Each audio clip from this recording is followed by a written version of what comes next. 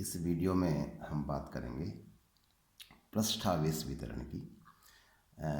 यानी कि आवेश अगर किसी पृष्ठ पर एक समान रूप से वितरित हो तो उस केस में वैद्युत क्षेत्र की तीव्रता निकालने के लिए हम गॉस की प्रमेय का कैसे उपयोग करते हैं, इस चीज़ को इस वीडियो में हम जान पाएंगे।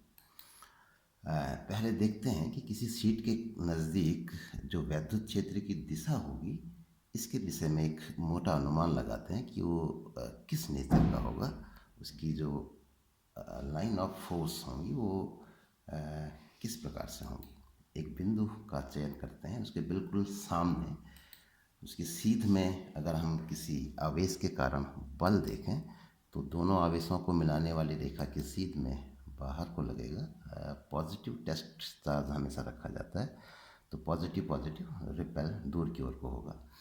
इसी धन आवेश की सीध में ऊपर को हमने एक और दूसरा आवेश ले लिया, इसके कारण जो बल लगेगा इन दोनों की सीध में लगेगा। ऐसे ही जैसे ऊपर को लिया है ठीक उतना ही नीचे सिमेट्रिकल पोजीशन रखते हुए दूसरा चार्ज कोई लेते हैं, उसके कारण इस बिंदु पर जो टेस्ट चार्ज रखा है उस पर बल कहाँ को लगेगा, ऐसे लगेगा।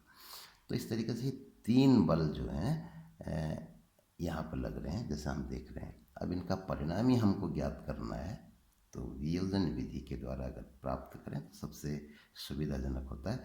तो इस बल को वियोजित कर देते हैं, ये दो घटक, इसी तरीके से इस वाले बल को भी वियोजित कर देते हैं, इसके ये दो घटक हमको प्राप्त होंगे।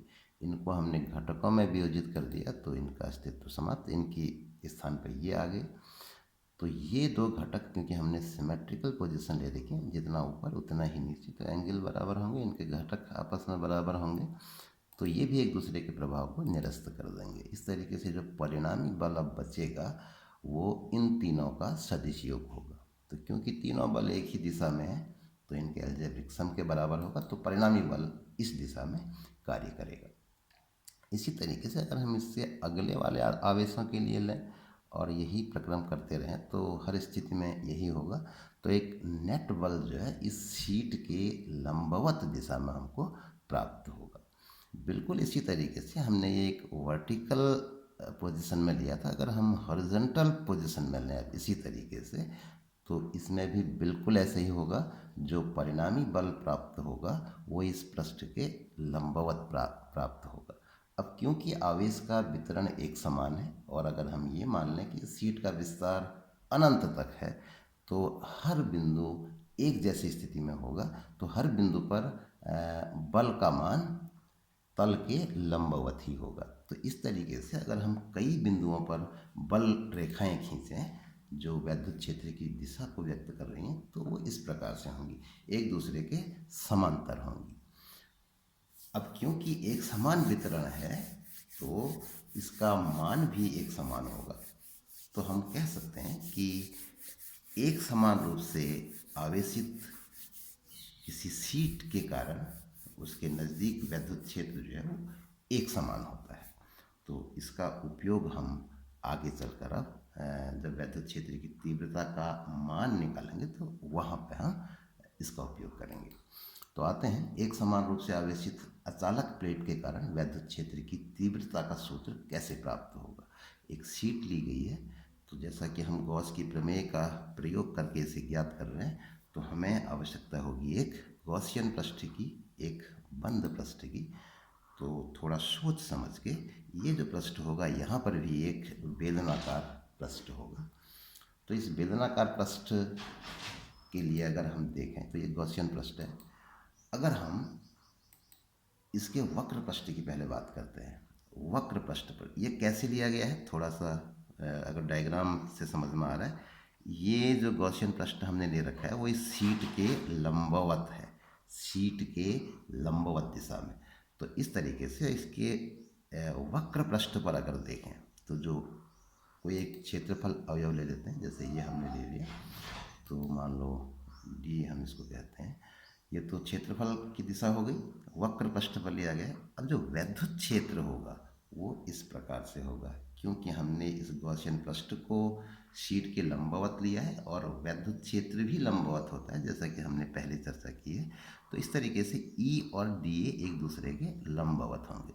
तो वक्र पृष्ठ से गुजरने वाला जो फ्लक्स होगा उसकी कैलकुलेशन अगर देखें तो वो शून्य आएगा, क्योंकि डॉट प्रोडक्ट जीरो हो। अब आते हैं इन फ्लैट सरफेसेस पे, जो वृत्ताकार पृष्ठ है। तो किसी भी एक बिंदु पर, जैसे अगर हम वैद्युत क्षेत्र निकालने की बात करें, मान लीजिए यहाँ पर वैद्युत क्षेत्र का मान ई है। वास्तव में इस पृष्ठ के सभी बिंदुओं पर वैद्युत क्षेत्र का मान समान होगा, ई है। तो एक क्षेत्रफल अवयव डी ए हमने लिया, वैद्युत क्षेत्र का मान भी इसी दिशा में होगा जैसा हम डिस्कस कर चुके हैं। तो ई वैद्युत क्षेत्र का मान यहाँ पर भी होगा। तो ई और डी एक ही दिशा में है, ये ध्यान देने वाली चीज़ है। ऐसे ही दूसरे पृष्ठ पर अगर देखें, इस वृत्ताकार पृष्ठ पर, तो एक छोटा क्षेत्रफल अवयव डी ए और वैद्युत क्षेत्र इसी दिशा में आएगा, ई। तो जैसी स्थिति यहाँ थी बिल्कुल वही स्थिति यहाँ पर भी होगी। तो जैसा हम समझ सकते हैं आसानी से, इन दोनों पृष्ठों से वैद्युत फ्लक्स पॉजिटिव होगा, बाहर की ओर को निकल रहा है। वैद्युत क्षेत्र की दिशा बाहर को है, चाहे इस पृष्ठ के दाहिनी ओर देखें या फिर बाईं ओर देखें। तो इस तरीके से एक लघु क्षेत्रफल अवयव के कारण वैद्युत फ्लक्स का मान होगा ई डॉट डी ए। तो दोनों की कैलकुलेशन साथ साथ कर लेते हैं। तो D phi equal to E dot D A plus E dot D A. अब यहाँ पे जो हमने इसको हल किया है स्क्रीन पे, जो वेक्टर क्वांटिटीज हैं उसको थोड़ा ब्लॉक फॉन्ट में लिया है, और जो स्केलर क्वांटिटीज होंगी उनको थोड़ा सामान्य फॉन्ट में लिया गया। तो phi equal to integration of D phi, जैसा कि सामान्य प्रक्रिया है। डी फाई का ये मान यहाँ से रख दिया, डॉट प्रोडक्ट की डेफिनेशन अप्लाई कर दी, कॉस जीरो, ई और डी ए के बीच का कोण शून्य है, तो कॉस जीरो यहाँ पे भी आएगा, कॉस जीरो यहाँ पे भी आएगा। ई और डी ए इनके परिमाण हो गए, वैद्युत क्षेत्र का परिमाण ई, डी ए का परिमाण जी। कॉस जीरो एक होता है, तो अगले स्टेप में कॉस जीरो की जगह पे एक रख दिया। अब क्योंकि दोनों एक जैसे पद हैं तो 2 टाइम्स हो जाएगा, और साथ ही ई का मान गॉसियन पृष्ठ पर एक समान है, तो ई को हम इंटीग्रेशन चिन्ह से बाहर ले सकते हैं। अब यहाँ पर अगर देखें, ये जो इंटीग्रेशन ऑफ डी ए हो, जो डी ए हमने ले रखा था यहाँ पे, तो वास्तव में अगर इसको हम पूरे पृष्ठ के लिए, जो वृत्ताकार पृष्ठ है, इस वृत्ताकार पृष्ठ के लिए इंटीग्रेट करेंगे तो इसका मान इस वृत्ताकार पृष्ठ के क्षेत्रफल के बराबर होगा। तो मान लेते हैं इस वृत्ताकार पृष्ठ का जो क्षेत्रफल है, जहाँ पर भी दिखाया गया एक जैसा तीनों स्थानों पर, तो इसका मान ए होगा। तो इस तरीके से इसका मान हो जाएगा 2 टाइम्स ई इंटू ए। अब गॉस की प्रमेय का अगर हम उपयोग करें, गॉस की प्रमेय का स्टेटमेंट हमको पता है, किसी बंद पृष्ठ से गुजरने वाला वैद्युत फ्लक्स, कुल वैद्युत फ्लक्स उस पृष्ठ के भीतर निहित आवेश का 1/ε0 गुना होता है। तो इसका उपयोग अगर हम करें तो फाई का मान हमने कैलकुलेट करके यहाँ से इतना निकाल रखा है, और गॉस की प्रमेय के अनुसार फाई का मान इतना होता है। तो दोनों ही फाई के मान हैं, तो ये दोनों मान आपस में बराबर होंगे, इनको बराबर रख दिया। और ई के लिए हम इसको सॉल्व कर लेते हैं। तो E is equal to Q upon 2a/ε0। अब यहाँ पे क्यू क्या है, एक बार फिर रिकॉल करते हैं। ये क्यू है गॉसियन पृष्ठ के भीतर उपस्थित आवेश। तो यहाँ पर अगर हम देखें, गॉसियन पृष्ठ के भीतर उपस्थित आवेश कौन सा है, इस वृत्ताकार क्षेत्रफल में जितना आवेश फैला हुआ है उतना आवेश है। तो यहाँ पे अगर आवेश एक पृष्ठ पर फैला हुआ है तो हमें एक पैरामीटर की आवश्यकता होगी, वो होगा एकांक क्षेत्रफल में कितना आवेश है। तो उसको बोलते हैं आवेश का पृष्ठ घनत्व।